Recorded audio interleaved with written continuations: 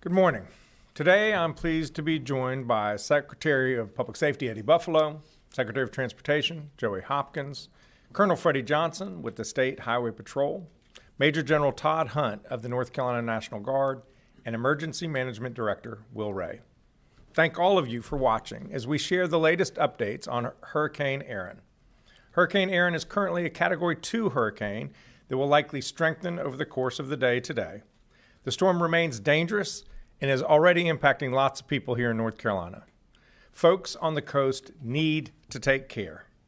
Based on the current forecast, we are anticipating coastal flooding from massive waves, tropical storm force winds, and tidal and storm surge for much of the state shoreline, especially the outer banks from this evening through Thursday. Life-threatening rip currents for most of the week. No one should be in the ocean, and extensive beach erosion along much of the coast. Local states of emergency have been declared in Currituck County, Dare County, and Hyde County. Mandatory evacuations are in place for Ocracoke and Hatteras Islands. If you are under an evacuation order, take action now before it's too late. You can find shelter at the state-operated disaster shelter located at 113 Wilcox Street in Warrenton, North Carolina. Pets are allowed at the shelter. I want to thank Warren County Emergency Management for hosting the shelter guests and the General Assembly for helping to fund it. Yesterday, I declared a state of emergency across North Carolina to facilitate our emergency response and to keep you safe. This statewide state of emergency enables us to send critical resources from across the state and around the country to respond. We've activated a cross-agency storm response that includes the Department of Public Safety, the Department of Transportation, the North Carolina National Guard, the State Highway Patrol, and many local partners. Our state emergency response team stands ready to quickly and decisively respond to any needs along the coast. We have already pre-positioned 3 swiftwater rescue teams and 200 National Guard troops to various locations on the coast, along with boats, high-clearance vehicles, and aircraft. We have on standby some Chinooks from Georgia ready to transport food and water if it becomes necessary. Momentarily, you will hear from Director Ray about the hurricane and our emergency response operations. Right now, I want to emphasize the importance of taking this storm seriously because it's a serious storm and conditions can deteriorate quickly. Please take these steps to ensure your safety. First, stay informed. Follow reputable sources of information like the National Weather Service and local media so you know the latest about the storm risks. I strongly encourage you to register online right now for emergency text and phone alerts from your county emergency management agency. Second, get your disaster kit ready. Think about what you would need after a major storm. Things like enough food, water, and supplies for 3 to 5 days for each person and pet in your household, a flashlight and fresh batteries, a battery-operated radio. Next, have a plan. In case you have to evacuate, build a go bag of cash, prescriptions, phone chargers, and important documents like insurance policies and other personal and financial records. Take photos of whatever you own that is valuable in case it gets destroyed. Know your evacuation plan and how to connect with your family after the storm. Write down their phone numbers on a piece of paper if you have not memorized them. Visit knowyourzone.nc.gov for more information. And finally, do not drive through flood waters. Too many people have died driving into flooded roadways. Don't do it.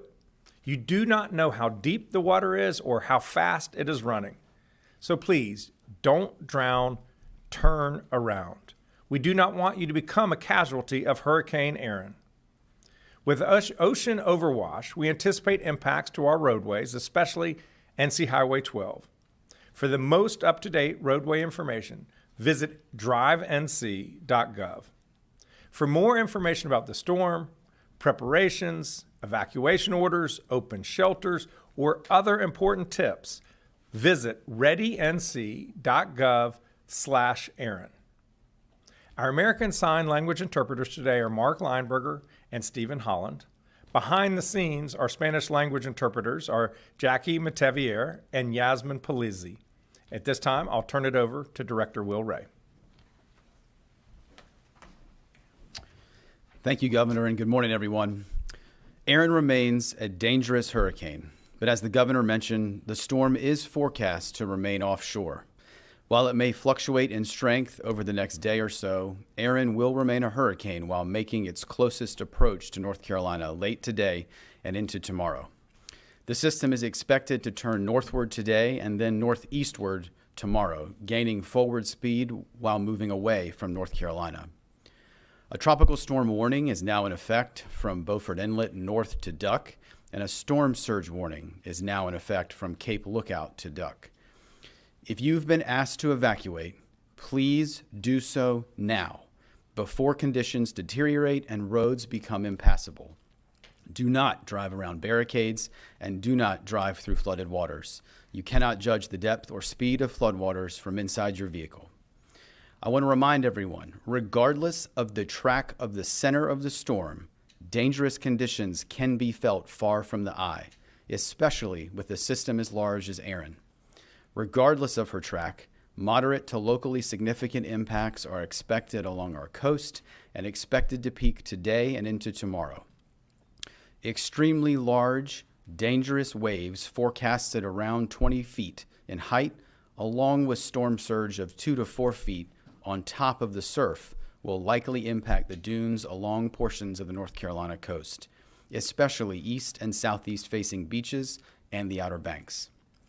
Numerous roadways will likely become impassable, especially on Highway 12, as the Governor mentioned, and in communities on the barrier islands.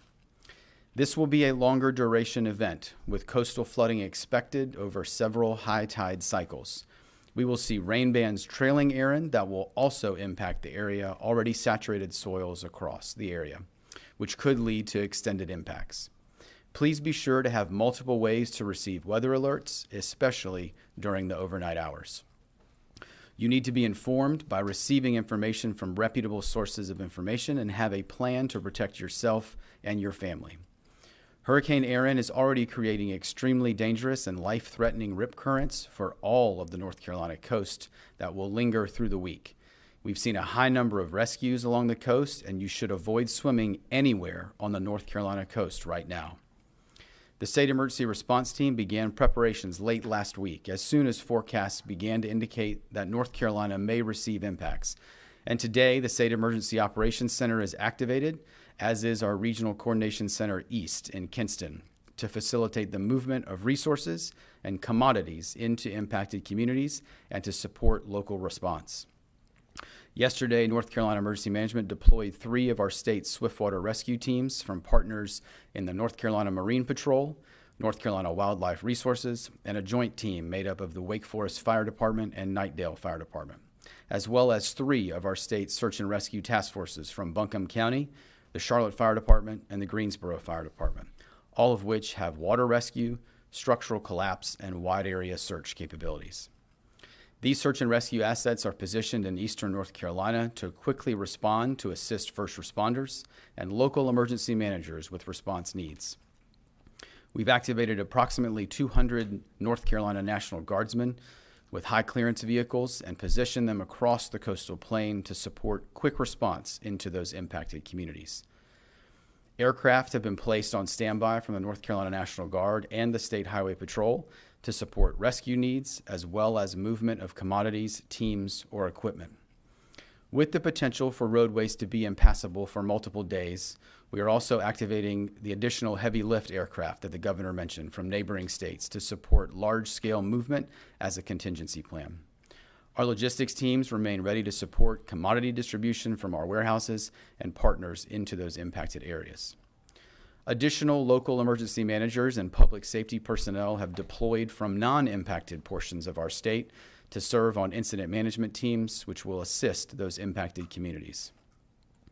The North Carolina Department of Transportation has equipment and personnel staged and ready to clear roadways along the coast as conditions improve later this week, and the North Carolina Highway Patrol is working to ensure safe evacuation routes and that road closures are put into place when necessary. As the governor mentioned, there have been evacuation orders for visitors and residents in portions of Dare and Hyde counties, particularly Hatteras and Ocracoke, and those orders do remain in place.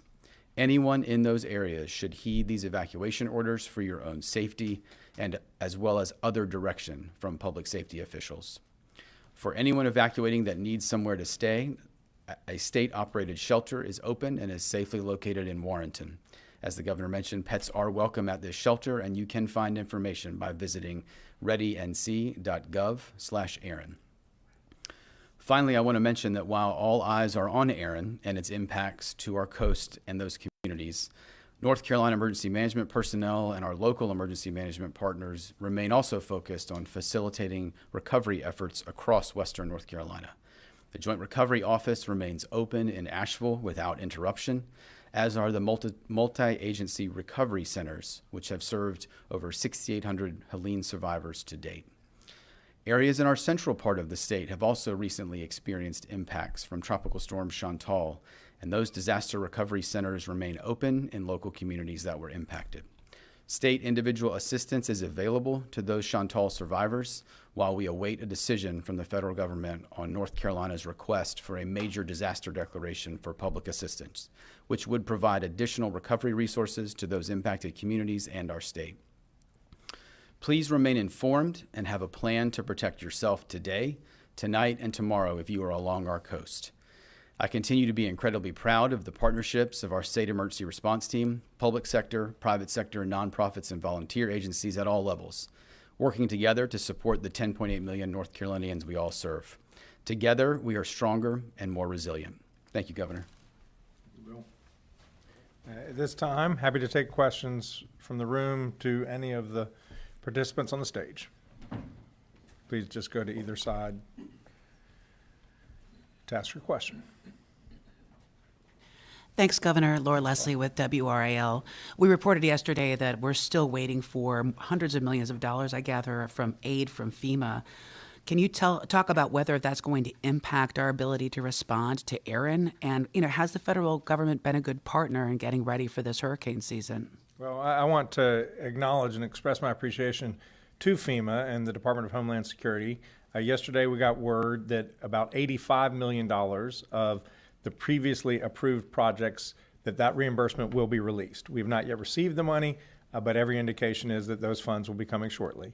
Now, we still have $100 million in other projects that are due for reimbursement, and it creates real financial strain, especially for the local governments, but also the state. And so we'll continue to work with our federal partners to make sure that the reimbursements are processed as quickly as possible. And then we'll have to wait and see what the impacts are for Hurricane Erin to see whether we need federal assistance as it relates to this storm. Is this taking longer than usual? I think it has taken longer than usual. That's true. And just one follow-up question, and that's about reputable information. You mentioned that, and so did Director Ray. We've seen a lot of misinformation and AI on social media out there about this storm in particular. Is there anything the state can do about that, and what do you recommend that people do in order to make sure they're not getting taken in by scams or other misinformation? I think if you want to truly know what's going on with the storm, I would watch weather channels. I would watch local TV news. I would listen to the National Weather Service. I would go to those sources. I would not get my information from social media. It is just too easy for salacious, really dramatic stories to take root and spread like wildfire, even in a hurricane, because that's what people click on. Don't get your news from social media. If you see something on social media that sparks your interest, just go to a traditional website or news source and find out whether it's true. Thank you. Hi, good morning. Dina Harley with CBS 17. I have two questions. One being, with Tropical Storm Chantal, you did not declare a state of emergency right away because that was not a statewide event, but this one isn't either. So can you explain the difference there? And then the second question, another financial one, we obviously still don't have a state budget, which means the rainy day fund also hasn't been replenished. If you can just talk about, like, state-wise financially how that works for storms like this while we're still waiting for a budget. Yes. In terms of declaring the statewide emergency, this was going to impact many counties. And when we saw the weather projections, we couldn't anticipate how far west it would go.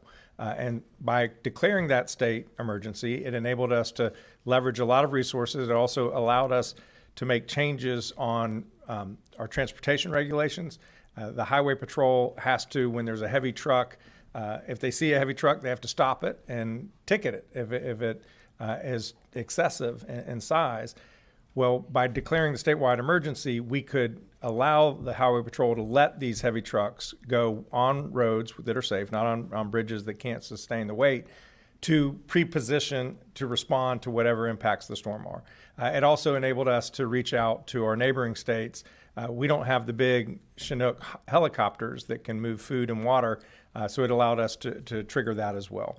That's why we did it. The Chantal was a much more localized event, but then we came to the conclusion that it would help to declare a state emergency to trigger the relief that was necessary for those impacted people. And then what was your other question was on the money? Yes. These guys have enough money in their account to respond to the storm. Clearly, we need to engage with the General Assembly to make sure that going forward, we have adequate resources to respond to storms like this. Thank you. Hi, Brandon Kingdollar from NC Newsline. I wanted to ask what you'd heard from the federal government so far in preparing for Hurricane Erin. Have you gotten any indication that you'll get maybe more cooperation from them than with other storms?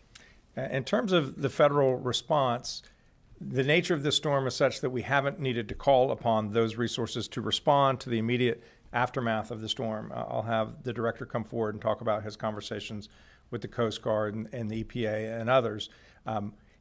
We don't know what the extent of the damage is going to be. If it ends up being substantial, then at that point, we're going to have to reach out to the federal government to help us with the recovery, and we just have to wait and see. I'm hopeful that they will respond favorably. Okay, thank you. And why don't you talk about your response to the federal government? Thank you, sir. So I think just in follow-up, I think a couple of things. We have talked to FEMA leadership over the last couple of days daily about just impacts, what we're planning on, anticipated gaps or barriers, and what we may need. And so I think have very good open dialogue with senior FEMA leadership right now if there should be a need, as well as out of our regional headquarters that's based in Atlanta. At this point, as the governor said, I think we're not anticipating significant federal resources to support response. I think as we move through the event, we will continue to reassess that. I think it's also important to note that here in North Carolina, and I think you've heard us talk about this before, we have what's called a FEMA integration team. So we actually have a small team from FEMA across their different parts of their agency that are embedded here with our team every single day.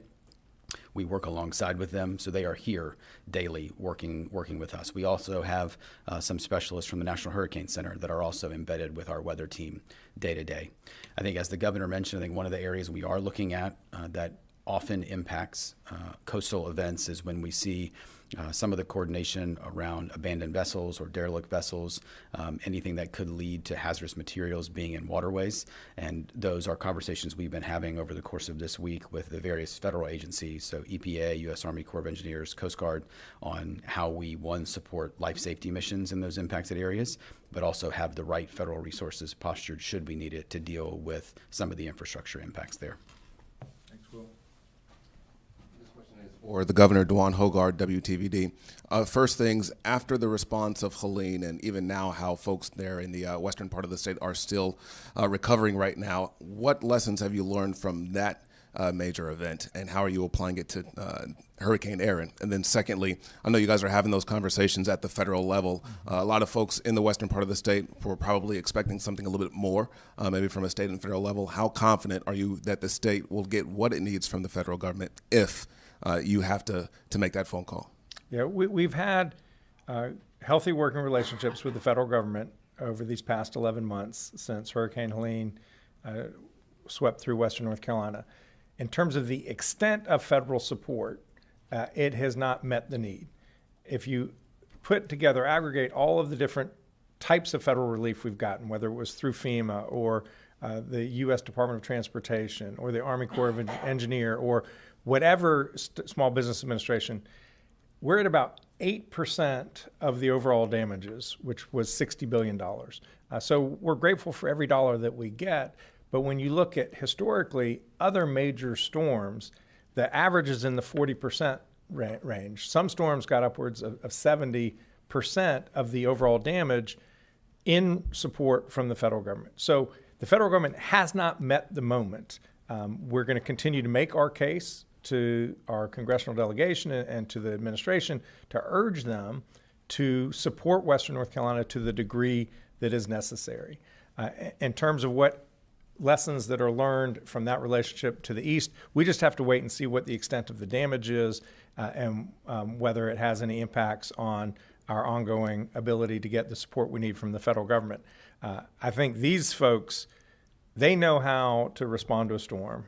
They know how to analyze the type of storm that's coming. They know what assets to pre-position. There are 4 different sites in eastern North Carolina where there are National Guard troops. There are the swiftwater rescue teams from other local government agencies and from state agencies that will reference. And so I have every confidence that they know what they need to do in order to respond to what's going to happen this week in eastern North Carolina. Are you expecting anything different from the federal government? It remains to be seen. I mean, we've gotten good response from our congressional delegation. They've been helpful at every step of the way. We now are at the next stage, which is we need a lot of help for Western North Carolina, and we hope that that funding will come. Thank you. Well, Hey, Governor Will Doran from WRAL. You spoke about the concerns with Highway 12. Director Ray spoke about that as well. And I don't know how many hundreds of millions of dollars the state has spent on that one specific road in recent years, but are there broader conversations that we need to be having about the viability of those roads or other coastal roads so that there isn't as much damage every single time we get a hurricane coming through? yeah, well, we'll just obviously have to wait and see what the extent of the damage is with this storm. Look, people love our Outer Banks. It's a national treasure, and you need to be able to get to them. We have ferries that take us to the islands, but this is an important road for North Carolina. There's so many people live there. There's so much tourism dollars that goes on that road. It is an important asset to the state, and we need to do everything we can to protect and preserve it. And I'll see if Secretary Hopkins wants to add any words on NC-12. Yeah, thank you, Governor. First of all, I would agree. NC-12 is the interstate of the Outer Banks, and it's important that we keep it viable. We keep it where the goods, commodities, the tourists, and the residents can use it. Longer term, we are doing a number of studies, working with some the institutions, the educational institutions in the state, and also the local governments, looking at our assets out there and what we need to do as far as potentially making it more resilient, potentially relocating to a higher area and what we can do there. And there'll be ongoing studies as we move through, not just with NC-12, but also our ferry assets out at Ocracoke and Hatteras and other points on the Outer Banks. Thanks, Joe. Hey, Governor Patrick Thomas with Spectrum News 1. You touched a lot on evacuations, and I'm curious as to how much these evacuation mandates are sort of out of abundance of caution because of what has been learned from previous storms, from Chantal, Helene, up until now. Yeah, well, when there is a major storm, when there is flooding, there is great risk of death. And what we don't want is for people to die. And the local governments were the ones who declared the evacuation orders. They know their community, their geography, their evacuation routes the best. So we are supportive of those orders. We're going to do everything in our power to keep people safe. If you are on one of the 2 islands, Hatteras or Ocracoke, and can get off still, the ferries I think are running for another hour or 2, we urge you to do that. And if you have not evacuated, make sure you batten down the hatches. And Governor, as a follow-up, what is your real level of confidence that FEMA will answer the call for what has already happened with Helene, but also because of what happened in Kirk County, Texas, and the slow response, that if anything does come of this with Hurricane Erin, they'd be able to help the state of North Carolina? Clearly, there's a lot of turmoil or consternation in Washington about what to do with FEMA. I mean, the president initially declared he wanted to get rid of FEMA. He's created a FEMA review council. I think the latest indication is that they're going to keep and reform FEMA. That is an outcome that I heartily embrace. There are things we can do that will help FEMA serve our people better. But we absolutely need the partnership of the federal government. These storms, this one appears to be localizing on North Carolina, but many of the storms hit an entire region. The scale of these storms are massive, $60 billion in western North Carolina from Hurricane Erin. Those kind of resources don't exist in western North Carolina to respond. Heck, our state 2-year budget is $66 billion. So essentially, we would have to forego the entire 2-year budget just to get western North Carolina back to where it was before. The only institution that has the kind of resources and the expertise on a regional level to respond is the federal government. That is why it is essential that we keep and improve FEMA on a going forward basis. We will continue to engage our federal partners to have a constructive, positive relationship to make sure that the people of western North Carolina, the people of eastern North Carolina, the coast, the people in central, we have a public assistance request before FEMA as it relates to Chantal right now. So we need their help, their partnership, and we are eager to continue to develop that. Thank you. All right, and we'll go to the phone. If there are any questions online or on phone, please raise your hand.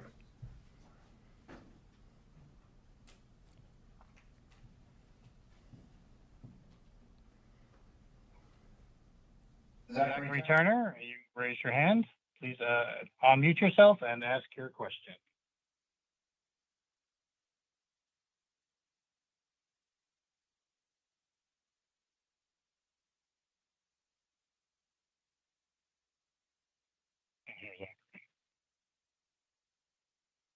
Zachary, we can't hear you. Yeah, we can't hear you.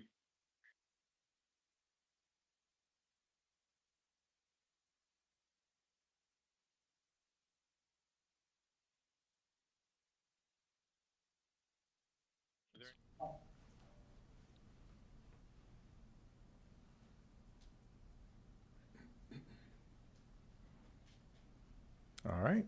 Thank you all for being here.